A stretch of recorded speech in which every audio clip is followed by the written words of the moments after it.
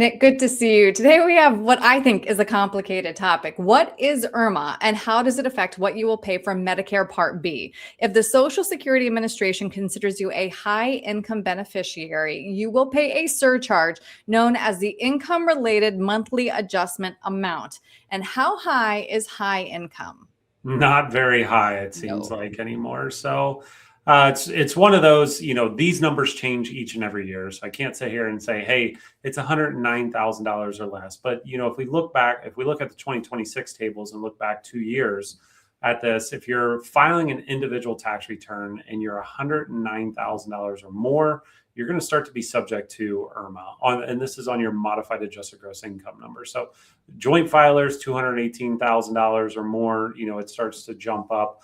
And we've really got to be careful of this, starting at age 63 and above. And it's some of those that we work with a lot of CPAs and tax preparers. They're always trying to find you the best deal for the taxes that were last year. But you also have to look at, what's going forward. And, married filing separately could be a great option. But as you can see on that table, it changes dramatically. If you get above that $109,000, you don't just step up one level. Now all of a sudden you're stepping up 4 levels, and you're seeing about a $450 increase in terms of extra Medicare premiums. Yeah, and $1 too much is a cliff. You're in the whole new category. Absolutely. It's not like our progressive tax brackets where just those extra dollars over the 12% bracket now go into the 22, for example. Here you go $1 over, and your Medicare premiums are going to go up significantly. Right. So now walk me through that, because I don't quite understand. How does this all relate back to Medicare Part B? Yeah. So, anytime that your modified adjusted gross income, is increased. So, let's say that you're, selling an investment property or, required minimum distributions when they start at 73 or 75. Now all of a sudden kick your income up, or you're doing a Roth conversion or capital gain from the sale of a business, stuff like that can all play into that modified adjusted gross income getting a little bit higher. And, as that starts to happen, now all of a sudden your, Medicare starts to come back and say, hey, you've made too much money in this year. 2 years, from now, you're going to be paying a higher Medicare, essentially tipping the IRS, for no additional services. It's not like you're getting something extra, from Medicare for this. It's just income that you had now is causing your Medicare premiums to be significantly higher. I'm glad you brought that up, because it's so many moving parts, and our observant viewers, I'm sure, notice there for Medicare 2026 Part B premiums by income, if your filing status and yearly income in 2024 was. So that's that 2-year look back. So not only do you have to keep that in mind, that you're looking back 2 years, but what are some of those one-time events, Nick, that you've seen kind of throw people off? You mentioned Roth conversions. Is there anything else that we should be aware of might be a landmine?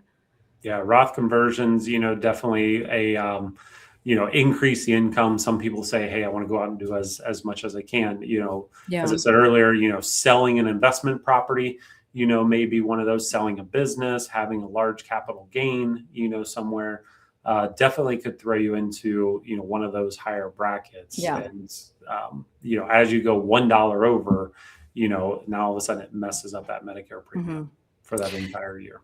So now let's talk through 3 strategies to reduce IRMAA. And it's funny because I know Roth conversions is on this list. So explain why it's on both the landmine and strategy list. Yeah. So, doing Roth conversions up to certain levels absolutely makes sense. This is a way to be able to bring down those future RMDs. The RMDs, we can't control, what's happening there without taking distributions. And as we take distributions, it's taxable and it's potentially, causing those IRMAA issues. So being able to take Roth conversions in years where your income is lower, being able to avoid that IRMAA exposure, later on is definitely an opportunity.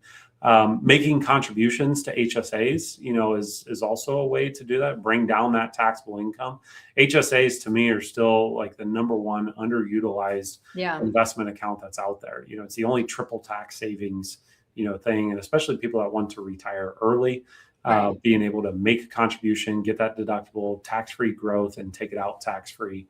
it's definitely an opportunity. And then lastly, a qualified charitable contribution, or a QCD, being able to be charitably inclined, giving money and helping benefit a great cause, is a great opportunity, but it also helps you on your tax return as well.